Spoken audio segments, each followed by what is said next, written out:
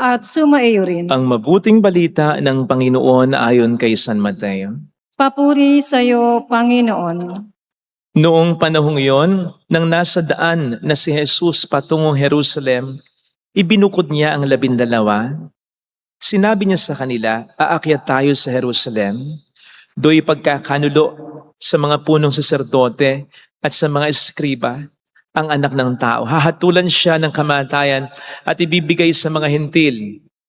Siya'y tutuyain, hahagupitin at ipapako sa krus. Ngunit muli siyang bubuhayin sa 3 araw.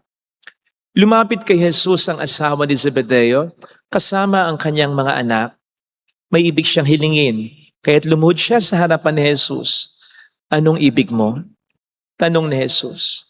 Sumagot siya, sana'y ipagkaloob ninyo sa 2 kong anak na ito ang karapatan na makaupong katabi ninyo sa inyong kaharian, isa sa kanan at isa sa kaliwa.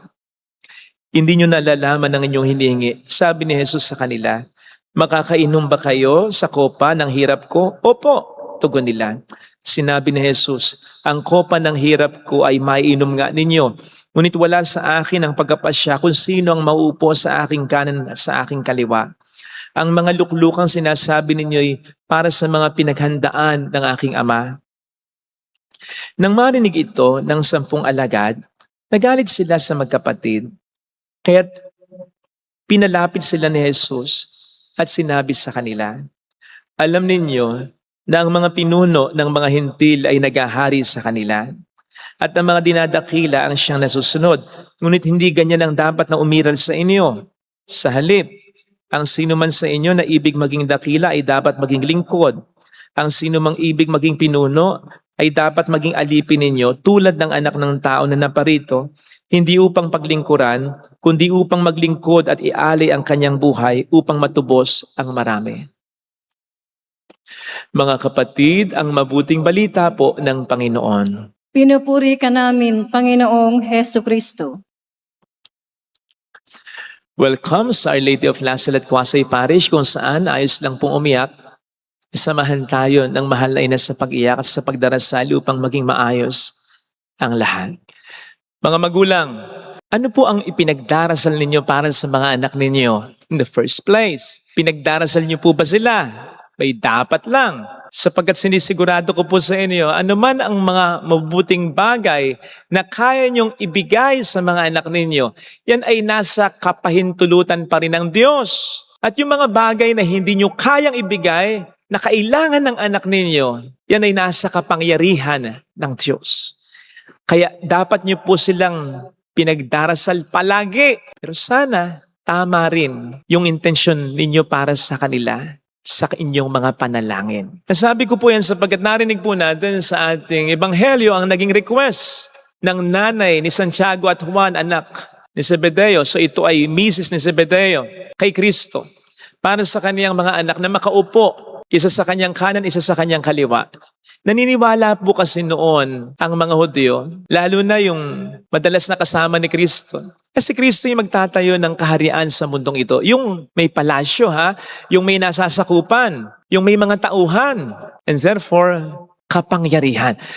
Gustong makaamot ng mga alagad ng kapangyarihan yan. Gusto nilang makaupo sa tabi ni Jesus para maambunan sila ng kapangyarihan yan. At yun ang nire-request ngayon ng nanay ni Santiago at Juan. Yung pinakamagandang pwesto ang pinili niya. Isa sa kanan, isa sa kaliwa. Tunay nga yung sinasabi natin sa Ingles, parents want the best for their children. At gagawin ng magulang ang lahat para maibigay ang the best para sa kanilang mga anak. Tingnan po ninyo itong si Salome. Salome daw ang pangalan nito eh. Nag-request siya kay Kristo. Lumuhod siya At buti sana kung nasa bahay lang sila o nasa templo eh. Nasa daan eh. And not just that. Nakakahiya yung ni-request niya dahil yun din ang gusto ng ibang mga alagad. Pero gagawin ang lahat. Maibigay lamang ang the best para sa kanyang mga anak. Sinisigurado ko po na kayo man ang malagay sa kalagayan ni Salome. Baka ganun din ang gawin ninyo o higit pa dun eh. Dito sa lupa, ginagamit natin ang ating mga koneksyon para lamang maibigay ang the best para sa ating mga minamahal. Kayong mga magulang, gagamitin nyo ang koneksyon nyo kay principal, kay teacher, kay mayor, kay governor, sa kamag-anak nyong maimpluwensya, sa kaibigan nyong mayaman, para lamang maibigay ang the best sa inyong anak. Kaya naman, ito'y nagagamit din natin kahit sa relasyon natin sa Panginoon sa pananalangin. Tulad ng ginawa ni Salome, ginagawa nating padrino si Kristo. Hinihiling natin sa Kanya ang isang bagay na sa tingin natin ay the best para sa ating minamahal. Wala naman pong masama dyan. Kung mapapansin po ninyo, hindi naman nagalit si Kristo Dangan nga lamang, dapat isipin din natin, the best nga ba yung hinihiling natin? Yun nga ba ang pinaka-kailangan natin? Narinig po natin yung naging sagot ni Kristo matapos ang request sa Kanya ng Kanyang mga disipulo. Ang sabi niya, hindi ganyan ang dapat ang umiral sa inyo Umiiral yan sa mga hindi, sa mga pagano, sa mga hindi naniniwala sa Diyos. Anong sabi niya dito? Parang ganito. Humihingi kayo sa akin ng kapangyarihan? Humihingi kayo sa akin ng kayamanan, ng kasikatan? Yan kasi ang the best para sa mundo Kaya yan ang madalas. At usually, hinihingi ng mga tao, hindi dapat ganyan ang hinihiling ninyo. Kasi hindi yan ang the best na gusto ko para sa inyo. And then sinabi niya na dapat maglingkod muna, dapat magbalasakit muna, dapat maging huli muna. Na para bang sinasabi ng Panginoon, ang hilingin ninyo ay yung biyaya na kayo magpakabuting tao. Na kayo makapaglingkod sa kapwa ninyo. Na kayo makapagmalasakit sa kapwa ninyo. Hindi masama yung mga hinihiling ninyo Pero unahin muna nyo ang Diyos. Di ba sabi ng Panginoon? Seek first the kingdom and everything will be given you. Kung kinakailangan natin ng kapangyarihan, ng kasikatan, ng pera, upang mas maging mabuting tao tayo, upang mas makatulong tayo sa iba, ibibigay niyang Panginoon yan. Ibibigay pusa ng Panginoon yan. Kahit di natin hilingin sa Kanya. Pero dapat munang ang mauna ay ang pagnanais natin na mapalapit sa Kanya at mapaglingkuran siya sa kapwa natin, lalong-lalo na sa mga mahirap, sa mga nangangailangan, sa mga aba. Sabi nga mismo ng Panginoon, anong mapapala ng tao, makamtan man niya ang buong mundo, kung ang kapalit naman ito ay ang kanyang buhay. Kaya mga magulang, yun ang unahin munang hilingin para sa inyong mga anak. Ang maging mabuting tao ito, ang mapalapit ito sa Diyos. Ang umulad siya sa pananampalataya at maisabuhay niya ang kanyang pananampalataya. Pero syempre, dapat ito rin ay unang makita sa inyo sa pamamagitan ng pag-isimba ninyo, sa pamamagitan ng pagpapahalaga ninyo sa misa. Maglaan kayo ng panahon, lalo na tuwing linggo para magsimba. Sa pamamagitan ng kilos ninyo, ng mga pananalita ninyo. Dapat maramdaman ng mga anak ninyo kung ano yung pinakamahalaga at pinaprioritize ninyo. At yun sana ay yung mga bagay na makalangit at hindi makamundo. Again, naintindihan ng Panginoon kung kailangan ng ating mga mahal sa buhay ng kapangyarihan, ng kayamanan, kasikatan. Hindi masama ang lahat ng yan, provided na ang lahat ng yan ay makatutulong para sa ating kabutihan. Ito po sana ang hilingin nating biyaya sa ating banal na pagdiriwang. Amen. Ilagay natin ang ating kanang kamay sa tapat ng ating puso.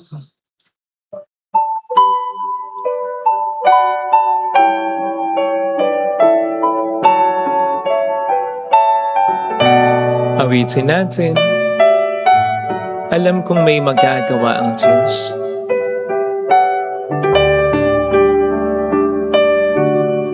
Alam kong may magagawa ang Diyos. Alam kong may magagawa ang Diyos. Alam kong may magagawa Walang imposible sa Kanya. ang Diyos. Kung ako'y magtatapat, Kung ako'y magtatapat sa Kanya'y maglilingkod. Sa Kanya'y maglilingkod. Alam kong may magagawa ang Alam Diyos. kong may magagawa ang Diyos. Alam kong diringgin ng Diyos ang samo ko, Alam kong diringgin ng Diyos sapagkat anak ang niya. samo ko.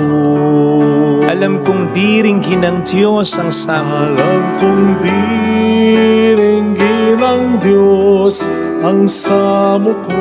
sapagkat anak niya ako. Kung ako'y magtatapat, Kung ako'y magtatapat sa Kanya'y maglilingkod. Sa Kanya'y maglilingkod. Alam kong diringgin ng Diyos ang samo. Diringgin ng Diyos Pumikitan. ang samo ko.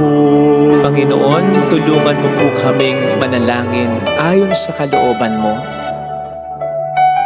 upang matupad ang kalooban mo sa aming buhay.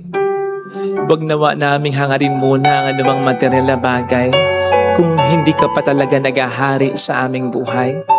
Hangarin namin sana para sa aming sarili at sa isa't isa na ikaw ay mas lalo naming makilala, na mas lalo kaming makasunod sa iyo. Hangarin namin ang mga bagay na makalangit at hindi ang mga makamundo. Tulungan mo po kami, Panginoon, na manalangin ng ayon sa ikapagkakapurit mo. Mayroong Magandang mangyayari. magandang mangyayari Higit pa sa inaasahan. sa'yo. Uunahin mo ang Panginoon. Ang isang malalim na relasyon sa Kanya. Ang laging pagsunod sa kalooban niya. Mayroong magandang mangyayari sa iyo.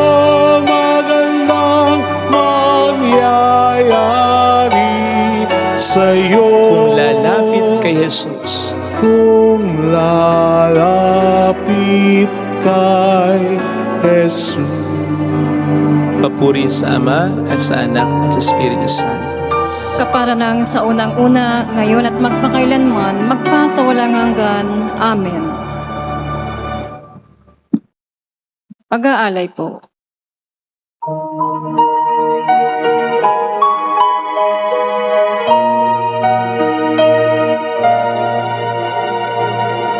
Minsan lamang ako darang sa daigdig na ito. Kaya anuman ang mabuting maaaring gawin ko ngayon. O anumang kabutihan ang maaari kong ipadama, itulot ninyong magawa ko ngayon ang mga bagay na to. Naway wag ko itong ipagpaliban o ipagwalang bahala, sapagkat di na ko muling daraan sa ganitong mga landas. Manalangin tayo, pang ating handog ay maging kalugod-lugod sa Diyos Amang makapangyarihan. Tanggapin nawa ng Panginoon nitong paghahain sa iyong mga kamay, sa kapurihan niya at karangalan sa ating kapakinabangan at sa buong sambayanan niyang banal. Ama naming lumikha, tunghayan mo ang aming inihahain ngayon upang ang pagkapalitan ng kaloob mo at ng aming handog ay magdulot sa amin ng kapatawaran sa pamamagitan ni Jesucristo, kasama ng Espiritu Santo magpasa walang hanggan. Amen. Sumainyo ang Panginoon, At sumaiyo rin. itaas sa Diyos ang inyong puso at diwa. Itinaas na namin sa Panginoon. Pasalamatan ng Panginoong ating Diyos. Marapat na siya ay pasalamatan. Ama naming makapangyarihan, tunay ngang marapat na ikaw ay aming pasalamatan sa pamamagitan ni Jesucristo na aming Panginoon. Minarapat mo ang pagtitiis para sa naghihirap ay maging tagapagpahiwatig ng pasalamat na aming niyahain ngayon sa iyong hapag. Ang iyong anak ay ulirang tagapagbigay ng pagkasaluhan sa mga nagugutom at mga nauuhaw. Sa pagsunod namin sa giliw mong anak, ang pagkamawain mo ay aming ginaganap upang ang pag-iimbot ay mapawing lahat sa aming pag-uugali at gawaing binabalak. Kaya kaisa ng mga anghel na nagsisiawit ng papuri sa iyo ng walang humpay sa kalangitan, kami nagbubunyi sa iyong kadakilaan. Santo, Santo, Santo, Panginoong Panginoong Diyos ng mga hukbo, napupuno ang langit at lupa ng kadakilaan mo. Hosana sa kaitaasan. Pinagpala ang naparirito sa ngalan ng Panginoon. Hosana sa kaitaasan. Ama naming banal, ikaw ang bukhal ng tanang kabanalan. Kaya't sa pamamagitan ng iyong Espiritu, gawin mong banal ang mga kaloob na ito upang para sa amin ay maging katawan at dugo ng aming Panginoong Hesukristo.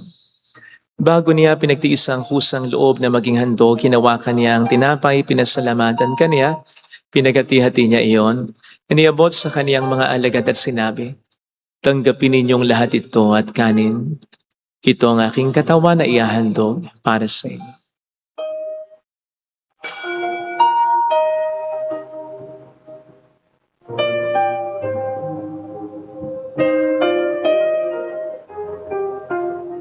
Gayun din naman nang matapos ang hapunan, ninawakan niya ang kalis, muli kaniyang pinasalamatan. Iniabot niya ang kalis sa kaniyang mga alagad at sinabi, "Tanggapin ninyong lahat ito at inumin. Ito ang kalis ng aking dugo ng bago't walang hanggang tipan. Ang aking dugo na ibubuhos para sa inyo at para sa lahat. Sa ikapagkapatawad ng mga kasalanan, gawin niyo ito sa pag-alala sa akin."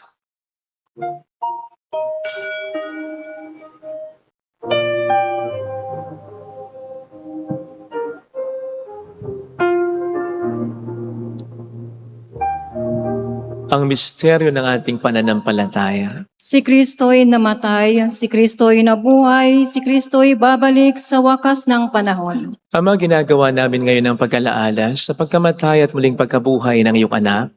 Kaya inialay namin sa iyong tinapay ng buhay at ang kalis ng kaligtasan. Kami nagpapasalamat dahil kami yung minarapat na tumayo sa harap mo para maglingkod sa iyo. Sinasamo namin kami na magsasalo sa katawan at dugo ni Kristo ay mabuklod sa pagkakaisa sa pamamagitan ng Espiritu Santo. Ama, lingapin mo ang iyong simbahang laganap sa buong daigdig. Puspusin mo kami sa pag-ibig. Kaisa ni Leon na aming Papa, at Dennis na aming Obispo at ang Tanang Kaparian. Alalahanin mo mga kapatid naming nahimlay na may pag-asang sila'y muling mabubuhay. Kaawaan mo sila at patuloyin sa iyong kaliwanagan. Kaawaan mo at pagingtapatin kaming lahat na makasalo sa iyong buhay na walang wakas. Kaisa ang mahal na Birhen ng Lasalet, ang Ina ng Diyos, isanusay ang kabiyak ng kanyang puso lahat ng mga banal na namuhay dito sa daigdig ng kalugod-lugod sa iyo.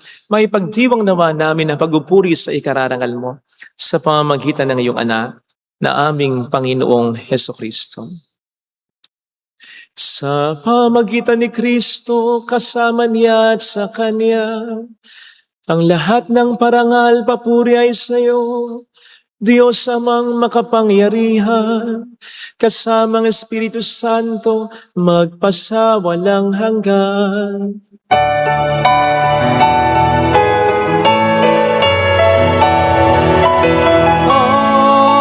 Amen.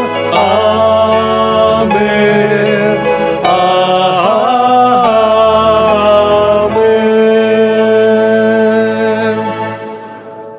Tumawag tayo sa ating Ama.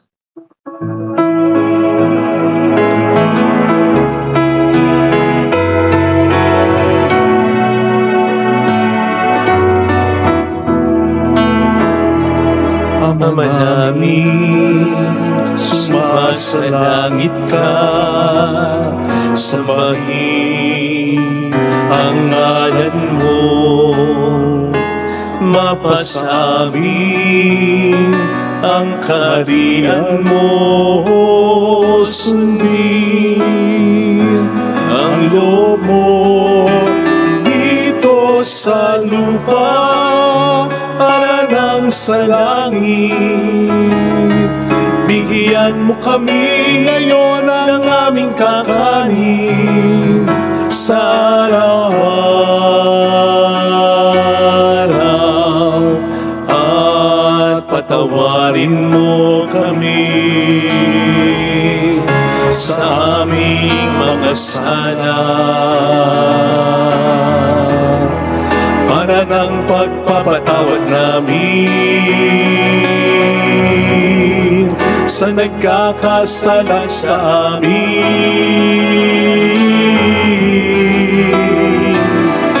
At huwag mo kaming ipaintulot sa tukso, at iadya mo kami sa lahat ng masama.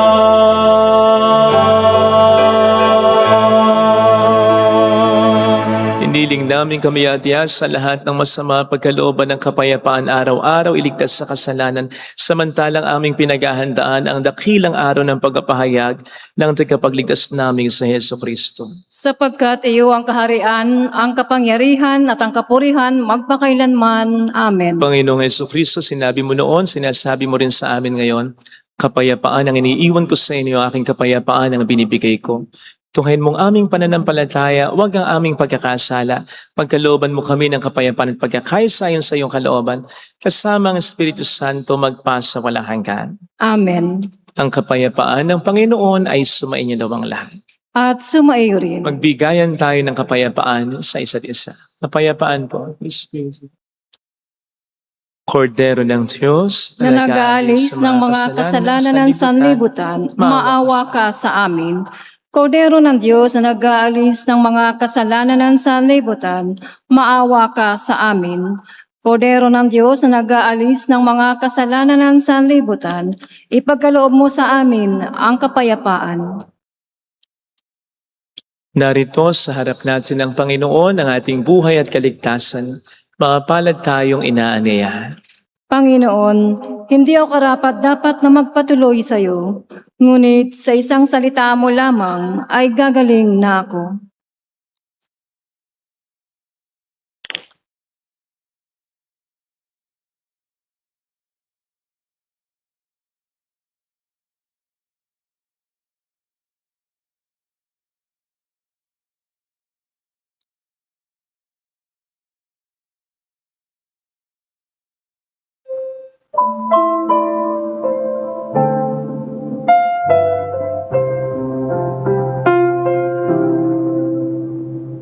Sino ako?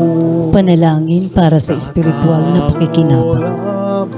Panginoong Hesus, ako ay naniniwala na ikaw ay nasa kabanal-banalang sakramento. Iniibig kita ng higit sa lahat at ninanasa kong tanggapin ka sa aking kaluluwa. Sapagkat sa mga sandaling ito, hindi kita matatanggap sa sakramento. Tumuloy ka sa espiritu sa aking puso. Niyayakap kita na parabang naririto ka na. Inaalay ko ng buong buo ang aking sarili sa iyo. Huwag mong hayaang mawalay ako sa iyo. Amen. Walang kapantay sa lupa at kalangitan,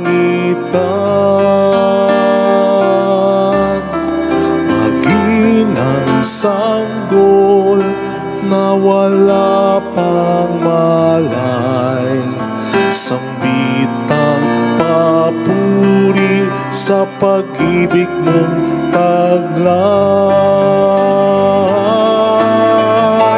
Sino ako na tao lamang at minahal mo ng walang hanggan?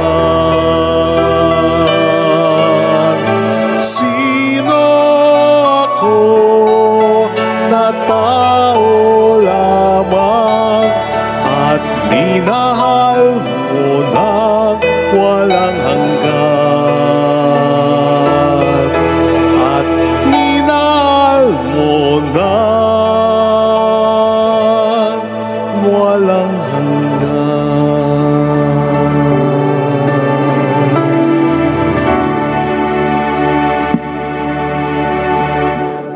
Manalangin tayo. Ama naming mapagmahal, niloob mong kami magsalo-salo sa piging ng muling pagkabuhay ng anak mo. Ito naway aming pakinabangan sa pagkakamit namin ng walang maliw na kaligtasan sa pamamagitan ni Jesucristo, kasama ng Espiritu Santo magpa sa walang hanggan. Amen. Holy God, Holy Mighty One, Holy Immortal One. Have mercy on us and on the whole world. Holy God, Holy Mighty One, Holy Immortal One. Have mercy on us and on the whole world. Holy God, Holy Mighty One, Holy Immortal One. Have mercy on us and on the whole world. Jesus, King of Mercy, We trust in you. alalahanin. Alalahanin, O mahal na Birhen ng Lazaret, ina ng pag-asa. Ikaw ang nagpaalala sa aming magbalik loob sa Ama. Ito ang nagpapatunay na ang kagandahang loob mo'y nanatiling busilak. Sa pag-aaruga mo sa amin, tungkulin mo'y tinupad. Sa paanan ni Kristo, itinuring mo kaming mga tunay mong anak. Kaya ninais mong lisa'y huwag mapahamak. Maging sa iyong walang tigil na pananalangin, pati luhay pumatak. Huwag naman mawalan ng saysaya ang iyong paghihirap. Hiling nawa namin sa iyo, o aming inang liyag, na matapos ang pakikibaka namin sa mundong ito at sa pananatili naming tapat kay Kristo, sa kapurihan mo'y makibahagi kaming ganap, upang kung nasan ka ngayon ay maparoon din kaming lahat, at ang kaganapan ng kalwalatian ng Diyos sa may tuluyang matupad, siya nawa. Mahal na Birhen ng Lazaret, tagapagkasundo ng mga makasalanan. Ipanalangin mong walang patid kaming mga dumudulog sa iyo. Maraming pong salamat sa inyong pakikisa at sa mga tulong na binibigay ninyo. Nagiging dahilan para marami din tayong matulungan. Salamat po. Sumainyo ang Panginoon. At sumaiyo rin. Pagpalain kayo kasama ng ating pamilya na mapagmahal na Diyos, ng Ama at ng Anak, ng Espiritu Santo. Amen. Umayo tayo sa kapayapaan ni Kristo. Salamat sa Diyos. Thank you rin po.